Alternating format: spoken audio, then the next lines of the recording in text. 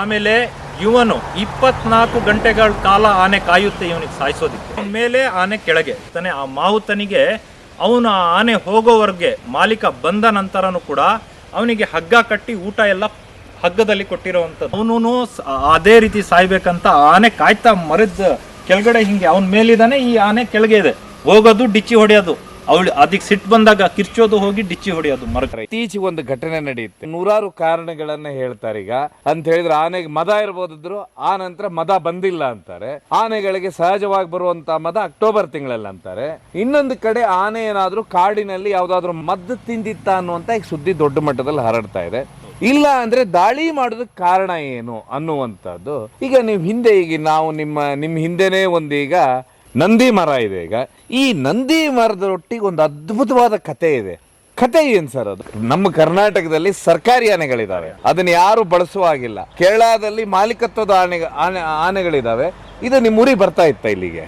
ಹಿಂದೆ ಎಲ್ಲ ಮರ ಎಳೆಯೋದಿಕ್ಕೆ ಏನಂತ ಹೇಳಿದ್ರೆ ನೋಡಿ, ಇದು ಹಲಸಿನ ಮರ ಇದೆ.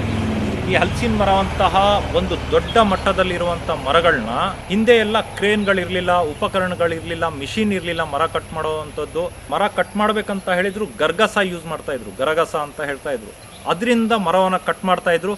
ಆದರೆ ಅಷ್ಟು ದೊಡ್ಡ ದಿಂಬಿಗಳನ್ನ ಜನಗಳು ಎಳ್ಕೊಬರಕ್ ಆಗ್ತಿರ್ಲಿಲ್ಲ. ಹಿಂದೆ ಎಲ್ಲ ಭಾರಿ ದಪ್ಪ ಮರಗಳು, 10 ಅಡಿ 15 ಅಡಿ ದಪ್ಪ ಇರುವಂಥ ಮರಗಳನ್ನ ಈ ಆನೆಗಳನ್ನೇ ಕರೆಸ್ಬೇಕಿತ್ತು. ಯಾವುದು ಅಂದರೆ ಹಿಂದೇನೂ ಕೂಡ ಬಲಿಷ್ಠವಾದ ಆನೆಗಳು ಸಾಕಿದ್ರು ಕೇರಳದಲ್ಲಿ ಅವರೇ ಸ್ವಂತ ಸಾಕಿ ಅದನ್ನು ಪಳಗಿಸಿ ಈ ಟಿಂಬರ್ ಕೆಲಸಕ್ಕೆ ಅಂತಲೇ ಅದನ್ನು ನೇಮಕ ಮಾಡ್ತಾ ಇದ್ರು. ಅದಕ್ಕೆ ದಿಸಕ್ಕೆ ಇಷ್ಟು ಸಂಬಳ ಅಂತ ಒಂದು ಫಿಕ್ಸ್ ಮಾಡಿ ಅದು ಬರೋದು ಆನೆ ಬರೋದೇ ನಾವು ಹಳ್ಳಿಗಳಲ್ಲಿ ನೋಡೋಕ್ಕೆ ಖುಷಿ ಆಗೋದು, ಸಾಕಣೆ ಆಗಿ ಆದ್ರೂ ಕೂಡ ನೋಡೋದಕ್ಕೂ ಖುಷಿ ಇತ್ತು. ಅದರ ನಂತರ ಏನಾಗುತ್ತೆ ಅಂತ ಹೇಳಿದ್ರೆ, ಈ ಕತೆ ಏನಂದರೆ ಸತ್ಯವಾದಂಥ ನಡೆದಂಥ ಘಟನೆ ಇದು. ಹಿಂದೆ ಈ ಸಾಕಣೆನ ಕರ್ಕೊಂಡು ಬರ್ತಾರೆ. ಅದ್ರ ನಂತರ ಏನಾಗುತ್ತೆ ಅಂತ ಹೇಳಿದರೆ, ಈ ಆರಾಮಾಗಿ ಕೆಲಸ ಮಾಡಿಕೊಂಡು ಮರ ಕೆಲಸನ ತುಂಬ ಚೆನ್ನಾಗಿ ಎಳೆಯೋದು ಮಾಡೋದು. ನಾವು ಹೋಗಿ ಸಣ್ಣ ಮಕ್ಕಳು ನಾವು ನಮಗೆ ಕರ್ಕೊಂಡೋಗಿ ಆನೆ ಬಂದಿದೆ ಅಂತ ತೋರಿಸೋದಕ್ಕೆ ಕರ್ಕೊಂಡು ಹೋಗ್ತಾ ಇದ್ರು, ನೋಡ್ಕೊಂಡು ಸಹ ಬಂದಿದ್ವಿ. ಆ ಸಂದರ್ಭದಲ್ಲಿ ಏನಾಗುತ್ತೆ, ಮಾವುತರು ಅದನ್ನ ನೋಡ್ಕೊಳ್ಳುವಂಥವ್ರು, ಅದನ್ನ ಒಂದು ಆ ಕೆಲಸನ ನಡೆಸುವಂಥವ್ರು ಮಾಲೀಕರು ಇರೋದಿಲ್ಲ. ಆ ಸಂದರ್ಭದಲ್ಲಿ ಏನಾಗುತ್ತೆ, ಮನುಷ್ಯನಿಗೆ ಒಂದು ಚಟ ಅಂತ ಇರುತ್ತೆ. ಈಗ ನನಗೆ ಕೊಟ್ಟಿರುವಂಥ ವಸ್ತು ಒಂದು ಪ್ರಾಣಿ ಆಗಿರ್ಬೋದು, ಒಂದು ಜೀವ ಆಗಿರ್ಬೋದು, ಅದನ್ನು ನಾನು ತುಂಬ ಚೆನ್ನಾಗಿ ಕಾಯಬೇಕು. ಅದರಿಂದ ನಾನು ದುಡಿತಾ ಇದ್ದೀನಿ, ಅದರಿಂದ ನಾನು ಹೊಟ್ಟೆ ತುಂಬಿಸ್ಕೊಳ್ತಾ ಇದ್ದೀನಿ.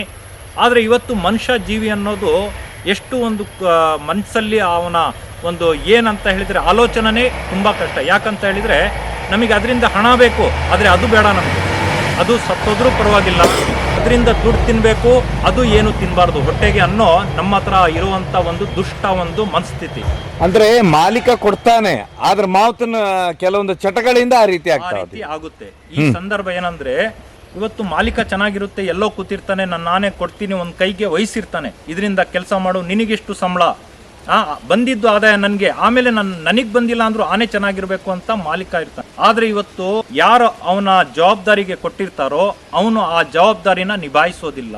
ಹಾಗೆ ಏನ್ ಮಾಡ್ತಿರ್ತಾನೆ ಅವನು? ಆನೆ ಏನಾಗುತ್ತೆ ಅಂತ ಹೇಳಿದ್ರೆ, ಈ ನಮ್ಮ ಬೇಲೂರು ತಾಲೂಕು ಅರೇಹಳ್ಳಿ ಹೋಬಳಿ ನಮ್ಮ ಇಲ್ಲಿಗೆ ಸಂತೆಗೆ ಬರಬೇಕಿತ್ತು. ದೊಡ್ಡ ಸಂತೆ ನಡೀತಾ ಇತ್ತು ಹಿಂದೆ ಎಲ್ಲ.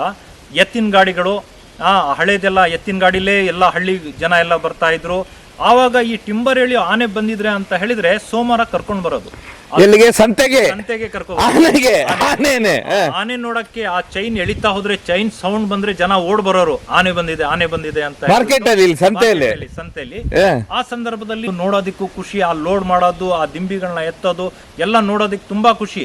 ಆ ಖುಷಿನ ಒಂಥರ ಆನೆ ನೋಡಕ್ಕೆ ಒಂಥರ ಭಯಾನೂ ಇರ್ತಾ ಇತ್ತು, ಹತ್ರದಿಂದ ನೋಡ್ಬೇಕನ್ನೋ ಖುಷಿನೂ ಇರ್ತಾ ಇತ್ತು. ಆನೆಗಳಿಗೆ ಬಾಳೆಹಣ್ಣ ಗೊನೆಗಳು, ಸ್ವಲ್ಪ ಆನೆ ಪ್ರಿಯರು ಆಗಿನ ಸಮಯದಲ್ಲೂ ಕೂಡ ಬಾಳೆಹಣ್ಣು ಗೊನೆಗಳು ಮತ್ತೆ ತೆಂಗಿನಕಾಯಿ ಅದೆಲ್ಲ ಆನೆ ತಗೊಳ್ಳೋದು. ಮತ್ತೆ ಅದಕ್ಕೆ ಸ್ವಲ್ಪ ಅವರ ಮನಸ್ಸಿಂದ ಕೊಡುವಂಥ ಕಾಣಿಕೆನೂ ಆಗಿರ್ಬೋದು, ಕೊಡ್ತಾ ಇದ್ರು ಎಲ್ಲ ಅಂಗಡಿಗಳ ಹತ್ರ. ಮತ್ತೆ ಒಂದ್ ಕಡೆ ಒಂದು ಮೈದಾನದಲ್ಲಿ ನಿಲ್ಲಿಸ್ಬಿಡೋರು. ಆ ಸಂದರ್ಭದಲ್ಲಿ ಆ ಖುಷಿನೇ ಬೇರೆ ಇತ್ತು. ನೋಡೋದಿಕ್ಕೂ ಆನೆ ಅನ್ನೋದು ಬಲಿಷ್ಠವಾದ ಆನೆ, ನೋಡೋದಿಕ್ಕೆ ದೊಡ್ಡ ಗಾತ್ರದ ಆನೆ, ಒಂಥರ ಆ ಖುಷಿನೇ ಬೇರೆ ಇತ್ತು. ಮಾವುತ ಏನ್ ಮಾಡೋದು, ಈ ಕಾಣಿಕೆ ಏನ್ ಸಿಗ್ತಾ ಇತ್ತು ಆನೆಗೆ, ಅದರಲ್ಲಿ ಕಂಠ ಪೂರ್ತಿ ಕುಡಿಯೋದು. ಈ ಒಂದು ಚಟ ಏನಿರುತ್ತೆ ನೋಡಿ, ಮನುಷ್ಯನ್ಗೆ ಆ ಚಟ ಇರ್ಲಿ, ಆದ್ರೆ ಯಾರಿಂದ ನನಗೆ ಈ ಸಿಗ್ತಾ ಇದೆ ಈ ಕಾಣಿಕೆ ಅನ್ನೋದನ್ನ ಬಿಡ್ತಾನೆ. ಹಾಗಾಗಿ ಆ ಆನೆ ಏನ್ ಮಾಡುತ್ತೆ, ಲಾಸ್ಟಿಗೆ ಆ ಮರ ಎಳೆಯುವಂತ ಒಂದು ಸಂದರ್ಭದಲ್ಲಿ ಸೋಮವಾರ ಬಂದ್ರೆ ಎಣ್ಣೆ ಕುಡಿದು ಫುಲ್ ಟೈಟ್ ಆಗಿರ್ತಾನೆ. ಅವಾಗೆಲ್ಲ ಬಟ್ಟಿ ಶರಾಬ್ ಅಂತ ಬರೋದು ಹಳ್ಳಿಗಳಲ್ಲಿ. ಇದು ಹಳ್ಳಿಗೆ ಬಂದು ಟೌನಿಗೆ ಬಂದು ಈ ನಮ್ಮ ಏನು ಗೋರ್ಮೆಂಟ್ ಸರಾಯಿ ಕುಡಿತಾ ಇರಲಿಲ್ಲ. ಏನಿದೆ ಈ ತೋಟಗಳಲ್ಲಿ ಬಟ್ಟಿ ಸರಾಯಿ ಅಂತ ಕಾಯಿಸಿ ಇದು ಮಾಡೋರು. ಈ ಟಿಂಬರ್ನವರಿಗೆ ಮತ್ತೆ ಈ ಕೆಲಸ ಮಾಡೋರಿಗೆಲ್ಲ ಎಲ್ಲಾದ್ರೂ ಒಂದ್ ಕಡೆ ಅವ್ರಿಗೆ ಸಿಗ್ಬಿಡೋದು. ಈ ಕೆಲಸ ಮಾಡೋ ಸಂದರ್ಭದಲ್ಲಿ ಏನ್ ಮಾಡ್ತಾನೆ, ಇವತ್ತು ಇವನು ಕಂಠಾಪೂರ್ತಿ ಕುಡಿತಾನೆ, ಹೊಟ್ಟೆ ತುಂಬ ಊಟ ಮಾಡ್ತಾನೆ, ಆದ್ರೆ ಇವನು ಕುಡಿದ್ಬಿಟ್ಟು ಮಂಕೊಳ್ತಾನೆ ಒಂದ್ ಜಾಗದಲ್ಲಿ. ಆನೆಗೆ ಮಾತ್ರ ಏನು ತಿನ್ನಕ್ ಕೊಡೋದಿಲ್ಲ. ಇದು ಒಂದು ದುರಂತ. ಇದು ಯಾಕಂತ ಹೇಳಿದ್ರೆ ಮನುಷ್ಯ ಜೀವಿ ದುಡಿಯಕ್ಕೆ ಹಣ ಬೇಕು ಅದರಿಂದ, ಆದ್ರೆ ಅದು ಪ್ರಾಣಿ ಚೆನ್ನಾಗಿರ್ಬಾರ್ದು. ಕತೆ ಕೇಳಿದ್ರೆ ಒಂಥರ ನೀವು ರೋಚಕವಾಗಿದೆ, ಕೇಳೋದಕ್ಕೂ ಇದೆ. ಆನೆ ಸ್ವಭಾವ ಈ ರೀತಿನೂ ಮಾಡುತ್ತಾ, ಸಿಟ್ಟು ಯಾವಾಗ ಬರುತ್ತೆ ಆನೆಗೆ ಅನ್ನೋದು ಒಂದು ಮೇನ್ ಪಾಯಿಂಟ್ ಇದೆ ಇದರಲ್ಲಿ. ಯಾಕಂತ ಹೇಳಿದ್ರೆ ಮೊನ್ನೆ ಆಗಿದ್ದ ಘಟನೆಗೆ ನೀವು ಒಂದು ಕಂಪೇರ್ ಮಾಡಿ ಹೇಳ್ತಾ ಇದ್ದೀರಾ ಒಂದು ಘಟನೆಗೆ. ಹೌದು, ಯಾಕಂತ ಹೇಳಿದ್ರೆ ಅವತ್ತೇನಾಗುತ್ತೆ ಅಂತ ಹೇಳಿದ್ರೆ ಈ ಹೊಟ್ಟೆ ಹಸುವಾಗುತ್ತೆ ಆನೆಗೆ. ಎಷ್ಟು ಕಾಯುತ್ತೆ, ಒಂದ್ ದಿವಸ ಆಗ್ಬೋದು. ಅದಕ್ಕೆ ಬೇಕಾಗಿರುವಂತದ್ದು ದಿಸಕ್ಕೆ 300 kg. ಇವನು 50 kgನೋ 10 kgನೋ ಆ ಹೊಟ್ಟೆಗೆ ಹಾಕಿದ್ರೆ ಏನ್ ಹೊಟ್ಟೆ ತುಂಬುತ್ತೆ ಆನೆಗೆ ಅನ್ನೋದೇ ಒಂದು ಯೋಚನೆ ಮಾಡ್ಬೇಕಾಗುತ್ತೆ. ಕೆಲ್ಸಕ್ಕಂತ ಮತ್ತೆ ಆ ಚೈನ್ ನ ಬಿಟ್ಟು ಕರ್ಕೊಂಡು ಹೋಗಕ್ಕೆ ಮುಂದಾಗ್ತಾನೆ. ಎಲ್ಲಿ? ಈ ತೋಟದಲ್ಲಿ. ಆವಾಗ ಹೊಟ್ಟೆಗೆ ಅನ್ನ ಇರೋದಿಲ್ಲ, ತೋಟಕ್ಕೆ ಕರ್ಕೊ ಹೋಗ್ಬೇಕು, ಮರ ಇಳಿಸ್ಬೇಕು. ಆ ಮರಗಳು ಅಂದ್ರೆ ದೈತ್ಯಾಕಾರದ ಮರಗಳು, 10 ಅಡಿ 15 ಅಡಿ ದಪ್ಪವಿರುವಂತ ಮರಗಳು. ಅವಾಗ ಕ್ರೇನ್ ಗ್ರೀನ್ ಏನ್ ಬರ್ತಾ ಇರಲಿಲ್ಲ. ಆ ಹೊಟ್ಟೆ ಹಸುವಿನಲ್ಲಿ ಅದಕ್ಕೆ ಎಲ್ಲಿ ಶಕ್ತಿ ಬರುತ್ತೆ ಆನೆಗೆ? ಅದೇನ್ ಮಾಡುತ್ತೆ, ಆ ಹೊಟ್ಟೆ ಹಸುನು ಇರುತ್ತೆ, ಈ ಮಾವುತನ ಮೇಲೆ ರೊಚ್ಚಿಗೇಳುತ್ತೆ, ಸಿಟ್ಟಾಗುತ್ತೆ. ಇವನು ಹೊಡೆದಿ ಕರ್ಕೊಂಡು ಹೋಗಕ್ ನೋಡ್ತಾನೆ ಆನೆಗೆ. ಬಾ ಕೆಲಸ ಮಾಡು, ಹೊಟ್ಟೆಗೆ ಹಿಟ್ಟಿಲ್ಲ, ಅದಕ್ಕೆ ಹೊಟ್ಟೆಗೆ ತಿನ್ನೋಕೆ ಏನೂ ಇಲ್ಲ, ತೋಟಕ್ಕೆ ಬಾ ಅಂತ ಕರ್ಕೊಂಡು ಹೋಗೋ ಸಂದರ್ಭದಲ್ಲಿ ಇದು ಅವನ ಮೇಲೆ ದಾಳಿ ಮಾಡಕ್ ಮುಂದಾಗುತ್ತೆ. ಅವನ ಮೇಲೆ ಆ ಸಂದರ್ಭದಲ್ಲಿ ಏನಾಗುತ್ತೆ, ಇವನ್ ಓಡ್ ಹೋಗ್ಬಿಟ್ಟು ಏನ್ ಮಾಡ್ತಾನೆ, ಈ ಒಂದು ಮರದಲ್ಲಿ ಏನ್ ಮಾಡ್ತಾನೆ ಅವನು, ಈ ನಂದಿ ಮರದಲ್ಲಿ ಹತ್ತಿ ಮೇಲೆ ಹೋಗಿ ಒಂದ್ 2 ಇಕ್ಳು ಇರುತ್ತೆ, ಆ 2 ಇಕ್ಳು ಮಧ್ಯದಲ್ಲಿ ಗಟ್ಟಿ ತಪ್ಕೊಂಡು ಕೂರ್ತಾನೆ. ಆನೆಗೆ ಹೆದರಿ. ಆಮೇಲೆ ಏನಾಗುತ್ತೆ, ಅವನ ಜೊತೆ ಒಬ್ಬ ಕಾವಾಡಿ ಇರ್ತಾನೆ. ಅವನು ದೂರದಿಂದ ಅವನ್ ಮಾತು ಕೇಳೋದಿಲ್ಲ. ಆ ಆನೆ ಹೋಗಿ ಅಷ್ಟು ದೂರದಿಂದ ಹೋಗಿ ಗುದ್ದುತ್ತೆ ಆ ನಂದಿ ಮರಕ್ಕೆ, ಅವನ್ನ ಬೀಳ್ಸೋಕೆ ಟ್ರೈ ಮಾಡುತ್ತೆ. ನಂದಿ ಮರಕ್ಕೆ ಹೋಗಿ ಹೊಡೆದಿರೋ ರಭಸಕ್ಕೆ ಆ ನಂದಿ ಮರ ಹೀಗಿದ್ದು ಸ್ಟ್ರೈಟ್ ಆಗಿರುತ್ತೆ. ನಂದಿ ಮರ ಅಂದ್ರೆ ಪೆನ್ಸಿಲ್ ಹಂಗ್ ಹೋಗುತ್ತೆ. ಆಮೇಲೆ ಕೊಂಬೆಗಳು ಹರಡೋದಕ್ಕೆ ಒಂಥರ ನೈಸ್ ಇರುತ್ತೆ ಮರ. ಆ ಮರ ಗಟ್ಟಿ ಪುಷ್ಟ, ತುಂಬಾ ಗಟ್ಟಿ ಮರ ಅದು ನಂದಿ ಅಂತ ಹೇಳಿದ್ರೆ. ಅದೇನಾಗುತ್ತೆ, ವಾರೆ ಆಗುತ್ತೆ ಆ ಹೊಡೆದಿರೋ ಏಟುಗಳಿಗೆ. ಆನೆ ಇವನ್ ಮೇಲೆ ಇರ್ತಾನೆ. ಆಮೇಲೆ ಇವನು 24 ಗಂಟೆಗಳ ಕಾಲ ಆನೆ ಕಾಯುತ್ತೆ ಇವನಿಗೆ ಸಾಯಿಸೋದಿಕ್ಕೆ. ಅವನ ಮೇಲೆ ಆನೆ ಕೆಳಗೆ ಕಿರಿಚ್ಕೊಂಡು ಅವನ ಹತ್ರನೇ ಮತ್ತೆ ಒಂದ್ ಕಾಲಿಟ್ಟು ಮೇಲ್ ಹತ್ತಕ್ ಟ್ರೈ ಮಾಡೋದು. ಆನೆ ಸೊಂಡ್ಲಲ್ಲಿ ಎಳ್ಕೊಳಕ್ಕೆ ಅವನ್ ಮೇಲೇನೆ ಕೂತಿರ್ತಾನೆ. ಗಟ್ಟಿ ತಪ್ಕೊಂಡು ಆ ಹೊಡೆದಿರೋ ಫೋರ್ಸಿಗೆ ಮರ ಅಲ್ಲಾಡುತ್ತೆ. ಅಲ್ಲಾಡ್ದಾಗ ಅವ್ನು ಕೆಳಗೆ ಬೀಳೋ ಸಂದರ್ಭಗಳು ಇರುತ್ತೆ. ಆದ್ರೆ ಅವನು ಕೂಡ ಭಾರಿ ಪ್ರಳಯಾಂತಕ ಇರ್ತಾನೆ, ಗಟ್ಟಿ ಕೂತಿರ್ತಾನೆ. ಆ ಮರ ಬೆಂಡಾಗುತ್ತೆ. ಆಮೇಲೆ ಏನಾಗುತ್ತೆ, ಆ ಮಾಲೀಕನಿಗೆ ಇನ್ನೊಬ್ಬ ಇದ್ದವನು ಏನ್ ಕಾವಾಡಿ ಇರ್ತಾನೆ, ಅವ್ನ್ ಫೋನ್ ಹಾಕ್ತಾನೆ, ಈ ತರ ಆಗ್ಬಿಟ್ಟಿದೆ, ಈ ತರ ಘಟನೆ ನಡೀತಾ ಇದೆ, ಬನ್ನಿ ಅಂತ. ಆ ಆನೆ ಆ ಮರ ಬಿಟ್ಟು ಕದ್ಲೋದಿಲ್ಲ. 24 ತಾಸು ಕದ್ಲೋದಿಲ್ಲ, ಗಂಟೆಗಳ ಕಾಲ ಕದ್ಲೋದಿಲ್ಲ. ಆ ಮಾಲೀಕ ಕೇರಳದಿಂದ ಬರ್ತಾನೆ. ಕೇರಳದಿಂದ ಬಂದು ಆ ಮಾಲೀಕ ಬಂದ ಸಂದರ್ಭದಲ್ಲಿ ಆ ಮರನ ಬಿಟ್ಟು ಅವನ್ ಕರೀತಾನೆ, ಅವನ್ ಮುದ್ದು ಮಾಡ್ತಾನೆ. ಅವನ ಹತ್ರ ಹೋಗಿ ಹೀಗೆ ನಿಲ್ಲುತ್ತೆ, ಕಣ್ಣೀರ್ ಇದು ನಡೆದಿರುವಂತ ಘಟನೆ. ಮುದ್ದು ಮಾಡ್ತಾನೆ, ಕರಿತಾನೆ. ಅವನ ಒಂದು ಭಾಷೆ ಇರುತ್ತೆ, ಆನೆ ಕರೆಯುವಂತ ಒಂದು ಭಾಷೆ ಇರುತ್ತೆ. ಆ ಭಾಷೆಯಲ್ಲಿ ಬಂದು ಆನೆಗೆ ಕರಿತಾನೆ, ನಾನ್ ಬಂದಿದ್ದೀನಿ ಬಾ ಅಂತ ಹೇಳಿ. ಆವಾಗ ಆ ಆನೆ ಅವನ ಬಳಿ ಬರುತ್ತೆ, ಆ ಮಾಲೀಕನ ಬಳಿ. ಆ ಆನೆಯ ಒಂದು ಕಣ್ಣೀರಲ್ಲೇ ಅವನಿಗೆ ಅರ್ಥ ಆಗಿರ್ಬೋದು ಏನಾಗಿದೆ ಅಂತ ಹೇಳಿ. ಆ ಸಂದರ್ಭದಲ್ಲಿ ಗೊತ್ತು ಮಾಡ್ಕೊಂಡು ಅದಕ್ಕೆ ತಿನ್ನಕ್ ಆಹಾರ ಕೊಡ್ತಾನೆ, ತಿನ್ನಿಸ್ತಾನೆ. ಅದ್ರ ಮೇಲೆ ಆ ಆನೆ ಸಾಧು ಆಗುತ್ತೆ. ಈ ಆನೆನ ಮತ್ತೆ ವಾಪಸ್ ಕೇರಳಕ್ಕೆ ಕರ್ಕೊ ಹೋಗ್ತಾನೆ. ಆ ಮಾವುತನಿಗೆ ಅವನು ಆ ಆನೆ ಹೋಗೋವರೆಗೆ, ಮಾಲೀಕ ಬಂದ ನಂತರನು ಕೂಡ ಅವನಿಗೆ ಹಗ್ಗ ಕಟ್ಟಿ ಊಟ ಎಲ್ಲ ಹಗ್ಗದಲ್ಲಿ ಕೊಟ್ಟಿರುವಂಥದ್ದು. ಎಳ್ಕೊ ಅಂತ ಹೇಳಿ ಅವ್ನು ಎಳ್ಕೊಳ್ಳೋನು, ಅಲ್ಲೇ ಊಟ, ಅವನ ತಿಂಡಿನೂ ಅಲ್ಲೇ. ಯಾಕಂದ್ರೆ 2 ದಿವಸ ಕಾಲ ಅದು ಅವನ ಮರದ ಮೇಲೆ ಕೂತಿರುವಂತ ಘಟನೆ ಅವತ್ತಿನ ಅರಹಳ್ಳಿಯಲ್ಲಿ ನಡೆದಿದೆ. ಅರಹಳ್ಳಿ ಅಂತ ಹೇಳಿದ್ರೆ ಅರಹಳ್ಳಿ ಹೋಗ್ಲಿಕ್ಕೆ ಕೋಗೋಡು ಬರುತ್ತೆ, ಬೇಲೂರು ತಾಲೂಕಿಗೆ. ಈಗ ನಾವು ಕೋಗೋಡಲ್ಲಿ ಇದ್ದೇವೆ. ಕೋಗೋಡಲ್ಲಿದ್ದೇವೆ. ಒಂದು ಊರಲ್ಲಿ ಇಂತ ಘಟನೆ ನಡೆದಿರುವಂತದ್ದು ವಿಚಾರ ಇದೆ. ಅಲ್ಲಲ್ಲ, ಆಗ ಅಲ್ರೇ ಮತ್ತೆ ಅವನಿಗೆ ಟಾಯ್ಲೆಟ್ ಹುಚ್ಚೆ ಬಂದ್ರೆ ಮರದ ಮೇಲೆ ಎಲ್ಲ ಮರದ ಮೇಲೆನೆ ಆಗಿರುವಂತದ್ದು ಆಗಿನ ಒಂದು ಸಂದರ್ಭದಲ್ಲಿ. ಹೌದು, ಎಲ್ಲ ಯೂರಿನಲ್ಸ್, ಟಾಯ್ಲೆಟ್ ಅದೆಲ್ಲ ಅವನಿಗೆ ಆ ಭಯಕ್ಕೆ ಎಲ್ಲ ಬಂದಾಗಿತ್ತು ಅನ್ನೋ ಕಾರಣ ಆ ಸಂದರ್ಭದಲ್ಲಿ ಅದೆಲ್ಲ ಅಬ್ಸರ್ವ್ ಮಾಡಕ್ಕೂ ಹೋಗಿಲ್ಲ. ಆದ್ರೆ ಊಟ ಮಾತ್ರ ಕೊಟ್ಟಿರೋದು ನನಗೆ ನೆನಪಿದೆ.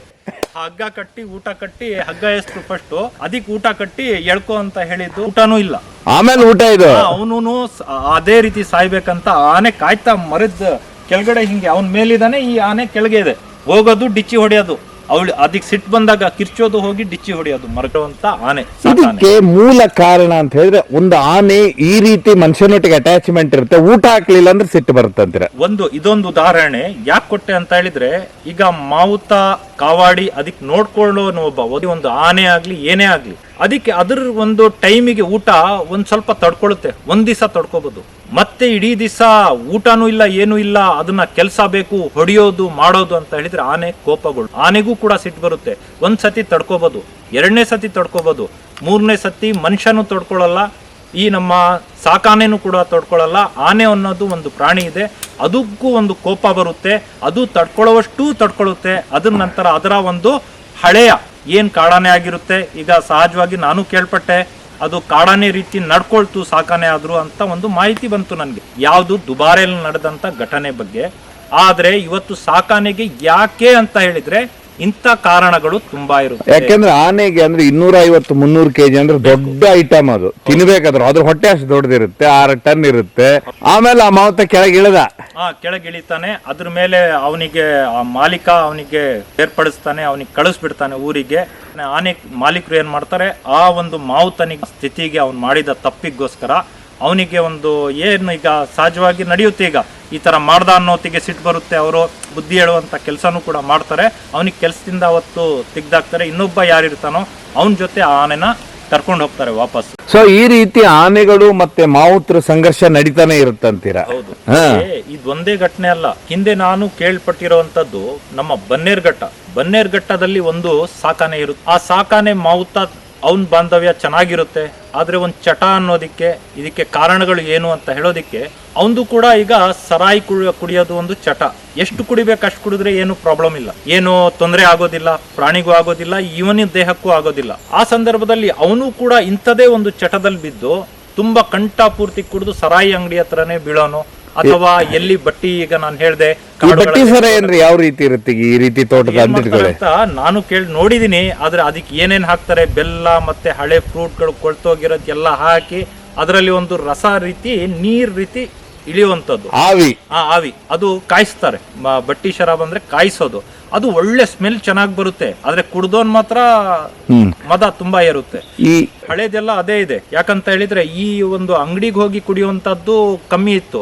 ಕಾಡೊಳಗೆ ಮತ್ತೆ ತೋಟದಲ್ಲಿ ಇಂಥ ಜಾಗಗಳಲ್ಲಿ ಈ ಕಾಯಿಸಿ ಒಂದು ಸ್ವಂತ ಮಾಡ್ತಿರುವಂತ ಶರಾಬ್ ಏನಿದೆ ಅದನ್ನ ಒಂದು ಕುಡಿಯುವಂತದ್ದು ತುಂಬಾ ಜನ ಹಳ್ಳಿಲೆಲ್ಲ ಅದೇ ಕುಡಿತಾ ಇದ್ದಿದ್ದು. ಹಾಗಾಗಿ ಅವತ್ತಿನ ದಿವಸ ಏನಾಗುತ್ತೆ ಅಂತ ಹೇಳಿದ್ರೆ ಈ ಆನೆ ಯಾವಾಗ್ಲೂ ಏನ್ ಮಾಡ್ತಾ ಇರುತ್ತೆ, ಅವ್ನು ಕುಡ್ದು ಅಲ್ಲೇ ಬಿದ್ದೋದ್ರೆ ಅವನಿಗೆ ಸೊಂಡ್ಲಲ್ಲಿ ತಗೊಂಡೋಗಿ ಎತ್ಕೊ ಹೋಗಿ ಮನೆಗೆ ತಗೊಂಡೋಗಿ ಬಿಡುವಂತ ಕೆಲಸನೂ ಕೂಡ ಆನೆ ಮಾಡ್ತಾ ಇತ್ತು. ಆನೆ ಅಂದ್ರೆ ಮಾವುತನೊಟ್ಟಿಗೆ ಅಷ್ಟು ಚೆನ್ನಾಗಿ ಸಂಬಂಧ ಇರುತ್ತೆ.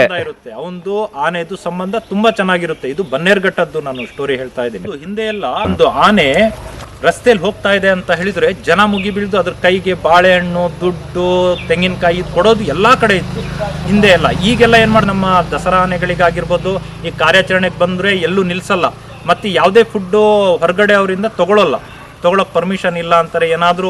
ಹಿಂದೆ ಎಲ್ಲ ಈಗ ಸ್ವಂತ ಮಾಲೀಕತ್ವದ ಆನೆಗಳಿತ್ತು, ಟಿಂಬರ್ ಎಳೆಯೋದಾಗಿರ್ಬೋದು.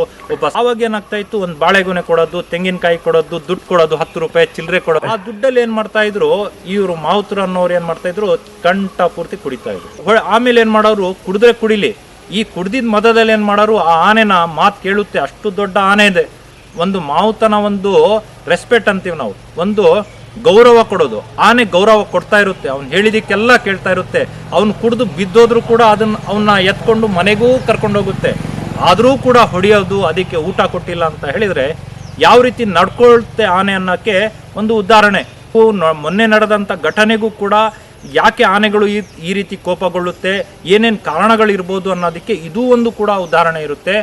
ಆನೆ ಲಾಸ್ಟಿಗೆ ಕೊನೆಗೊಂದ್ಸರಿ ಏನ್ ಮಾಡುತ್ತೆ ಅಂತ ಹೇಳಿದ್ರೆ, ಆ ಮಾವುತನನ್ನೇ ಎಲ್ಲಿ ಕುಡಿದು ಮತ್ತೆ ಅಲ್ಲಿ ಹೊಡಿತಾನೆ. ಆನೆಗೆ ಹೊಟ್ಟೆಗೆ ಆಹಾರ ಕೊಡೋದಿಲ್ಲ, ತಿನ್ನೋದಿಕ್ಕೆ ಅದಕ್ಕೇನು ಕೊಡೋದಿಲ್ಲ. ಆ ಸಂದರ್ಭದಲ್ಲಿ ಏನ್ ಮಾಡುತ್ತೆ ಅಂತ ಹೇಳಿದ್ರೆ, ಆ ಮಾವುತನನ್ನೇ ಕೊಂದು ಹಾಕುತ್ತೆ. ಅಷ್ಟು ಬಾಂಧವ್ಯ ಇದ್ದಿದ್ದ ಆನೆ, ಕಾರಣ ಏನು, ಅದಕ್ಕೆ ಆ ಮಾವುತನನ್ನೇ ಕೊನೆಗೆ ಅದು ಬೇಸತ್ತು ಹೋಗಿರುತ್ತೆ, ಅವನ ನಡವಳಿಕೆಗೆ ಬೇಸತ್ತು ಹೋಗಿರುತ್ತೆ. ನಾನು ದಿಸ ಎದ್ರೆ ಇವನು ಕುಡ್ದು ಬಿದ್ದರೆ ಎತ್ಕೊಂಡು ಹೋಗ್ಬೇಕು, ಮನೆಗೆ ಬಿಡಬೇಕು, ಇವನಿಗೆ ದುಡ್ಡು ಕಲೆಕ್ಷನ್ ಮಾಡಿ ಕೊಡಬೇಕು, ಇವನು ಹೇಳಿದ ಮಾತು ಕೇಳಬೇಕು, ಇವನು ಹೇಳಿದ ಕೆಲಸ ಮಾಡಬೇಕು, ಮತ್ತೆ ನಾನೇ ಏಟ್ ತಿನ್ಬೇಕಾ ಅನ್ನೋದು ಆನೆ ಮನಸ್ಸೊಳಗೆ ಬಂದ್ಬಿಡುತ್ತೆ. ಅವನನ್ನೇ ಕೊನೆಗೆ ಮುಗಿಸ್ಬಿಡುತ್ತೆ ಅವನ. ಏಕಂದ್ರೆ ಆನೆ ಮುಗಿಸೋದು ಅಂತ ಹೇಳಿದ್ರೆ ಅದು ಬೇಕಂತ ಮಾಡುವ ಸಿಟ್ಟು ಬಂದಾಗ ಏನಾಗುತ್ತೆ, ನಾವು ಮನುಷ್ಯರಾಗಿ ಒಂದು ಏಟ್ ಹೊಡೆದ್ರೇನೆ ತುಂಬಾ ದೊಡ್ಡ ಮನುಷ್ಯನಿಗೆ ಏಟಾಗುತ್ತೆ.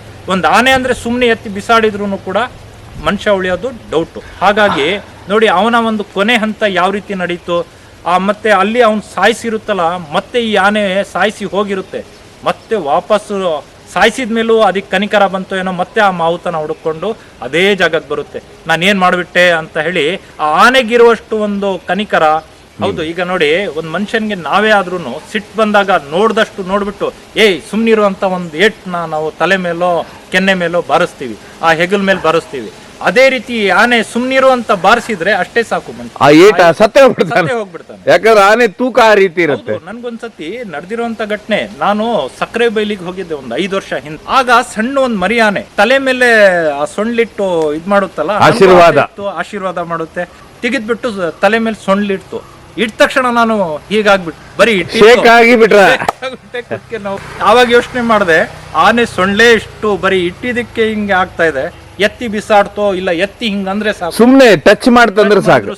ಆವಾಗ ಏನಾಗುತ್ತೆ ಅಂತ ಹೇಳಿದ್ರೆ ಮಾವುತರ ಸಾವಾಗಿರ್ಬೋದು, ಮನುಷ್ಯನ ಸಾವಾಗಿರೋದು ಅದೇ ಕ್ಷಣದಲ್ಲಿ ಮುಗ್ದೋಗುತ್ತೆ. ಆಮೇಲೆ ಆನೆ ಹೋಗಿ ನೋಡುತ್ತಂತೀರಾ ಆನೆ ಬನ್ನೇರ್ಘಟ್ಟದಲ್ಲಿ? ಈಗ ಬನ್ನೇರ್ಘಟ್ಟದ ಆನೆ ಏನ್ ಮಾಡುತ್ತೆ, ಆಮೇಲೆ ಅವ್ನು ಹುಡ್ಕೊಂಡು ಹೋಗುತ್ತೆ, ಹುಡ್ಕೊಂಡು ಹೋಗುತ್ತೆ ನನ್ನ ಮಾವುತ ಎಲ್ಲಿ ಅಂತ. ಆ ಸಿಟ್ಟಲ್ಲಿ ಏನೋ ಒಂದು ನೋಡಿ, ಆನೆಗಿರುವಂತ ಒಂದು ಕನಿಕರ ಆಗಿರ್ಬೋದು, ಅವನ ಒಂದು ಮನಸ್ತಾಪ ಆಗಿರ್ಬೋದು, ಇವತ್ತು ಮನುಷ್ಯನ್ಗೆ ಇಲ್ಲ ಅಂತ. ಇದೇ ರೀತಿ ಗಜೇಂದ್ರ ಆನೆ ಒಟ್ಟಿಗೂ ಆಗತ್ತಂತೆ. ಹೌದು, ಆ ಅಡ್ಡ ಬಂದಾಗ ಏನಾಗುತ್ತೆ, ಮಾವುತನ ತಳ್ಳುತ್ತೆ, ಮಾವುತ ಉಳ್ಸಕ್ ಹೋಗ್ತಾನೆ. ಆ ಆನೆ ಶ್ರೀರಾಮ ಆನೆ ಮೇಲೆ ದಾಳಿ ಮಾಡಕ್ ಹೋದಾಗ ಈ ಮಾವುತ ಏನ್ ಮಾಡ್ತಾನೆ, ಅಡ್ಡ ಹೋಗ್ತಾನೆ. ಆ ಅಡ್ಡ ಹೋದ ಸಂದರ್ಭದಲ್ಲಿ ಸೈಡಿಗೆ ಹೋಗು ಅಂತ ನುಗ್ತೀವಲ್ಲ, ಅಂತ ಸಂದರ್ಭದಲ್ಲಿ ಈ ಮಾವುತ ಬೀಳ್ತಾನೆ, ಸಾವಾಗುತ್ತೆ ಒಂದು. ಅದ್ರ ನಂತರ ಈ ಶ್ರೀರಾಮ ಆನೆನ ಬೆರೆಸ್ಕೊಂಡೋಗಿ, ಅದು ಶ್ರೀರಾಮನ್ ಓಡಕ್ಕೂ ಆಗಲ್ಲ, ಆ ಒಂದು ಜಾಗದಲ್ಲಿ ಸಿಕ್ಕಾಕೊಳ್ತಾನೆ. ಅಲ್ಲಿ ಏನ್ ಮಾಡುತ್ತೆ, ಗಜೇಂದ್ರ ಆನೆ ಆ ಶ್ರೀರಾಮ ಆನೆನ ಕೊಂದಾಕುತ್ತೆ.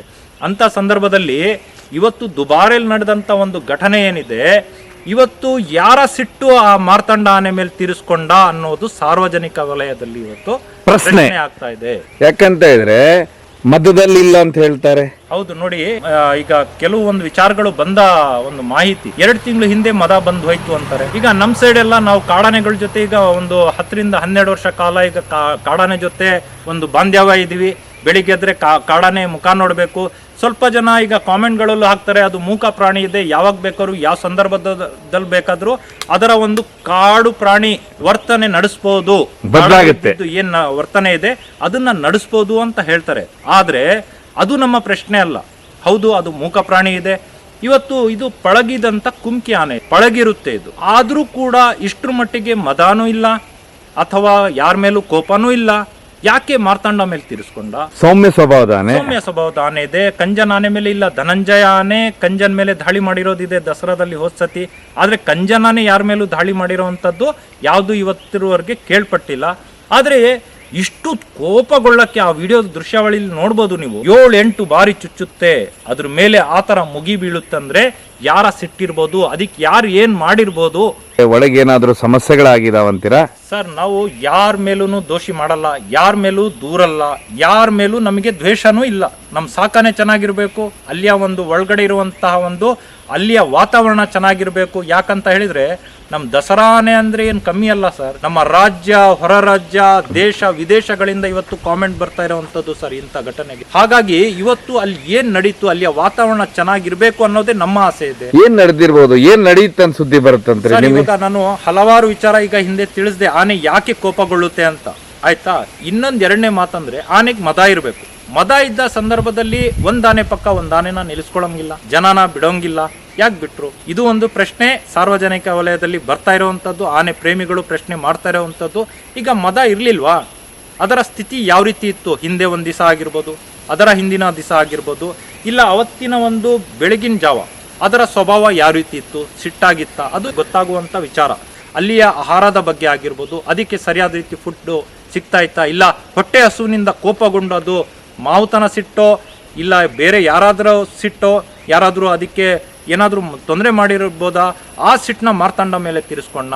ಮಾರ್ತಾಂಡ ಬಲಿಪಶು ಆಯ್ತಾ, ಅದ್ರ ಪಕ್ಕದಲ್ಲಿ ನಿಂತ್ಕೊಂಡು ಆ ಸಿಟ್ಟನ್ನ ಅವನ ಮೇಲೆ ದಾಳಿ ಮಾಡ್ತಾ ಅನ್ನೋದು ಒಂದು ಪ್ರಶ್ನೆ ಮೂಡ್ತಾ ಇದೆ. ಇನ್ನೊಂದು ವಿಚಾರ, ಕಾಡಿಗೆ ಹೋಗುತ್ತೆ. ಆ ದುಬಾರಿಯಿಂದ ಏನ್ ಮಾಡ್ತಾರೆ, ಅದಕ್ಕೆ ಕಾಡಿಗೆ ಕರ್ಕೊ ಹೋಗ್ತಾರೆ, ಹೊಟ್ಟೆ ತುಂಬಾ ತಿನ್ಲಿ. ಈ ಸರ್ಕಾರದಿಂದ ಏನ್ ಫುಡ್ ಬರುತ್ತೋ ಅದನ್ನ ಒಂದು ತೂಕದ ಲೆಕ್ಕದಲ್ಲಿ ಬರುತ್ತೆ, ಅದೂನು ತಿನ್ಸಿ ಇನ್ನೂ ನಮ್ಮ ಆನೆ ಚೆನ್ನಾಗಿರ್ಬೇಕು ಅನ್ನೋದು ಒಂದು ಅಭಿಪ್ರಾಯ. ಕಾಡಿಗೆ ಬಿಡ್ತಾರೆ. ಇದನ್ನ ಒಂದು ತಿಳಿಸಿ ಏನಾಗಿರ್ಬೋದು, ಒಳಗಡೆ ಯಾವ ಕಾರಣಕ್ಕೋಸ್ಕರ ಈ ರೀತಿ ಒಂದು ದೊಡ್ಡ ಮಟ್ಟದಲ್ಲಿ ಈ ಘಟನೆ ನಡೀತು, ಇದನ್ನ ಸ್ವಲ್ಪ ಎಲ್ಲ ಆನೆ ಪ್ರೇಮಿಗಳಿಗೆ ಎಲ್ರಿಗೂ ಕೂಡ ಸರ್ಕಾರ ತನಿಖೆ ಮಾಡ್ಲಿ, ಸೂಕ್ತ ತನಿಖೆ ಮಾಡ್ಬೇಕನ್ನೋದೇ ನಮ್ಮ ಉದ್ದೇಶ ಆಗಿದೆ ಸರ್ಕಾರ.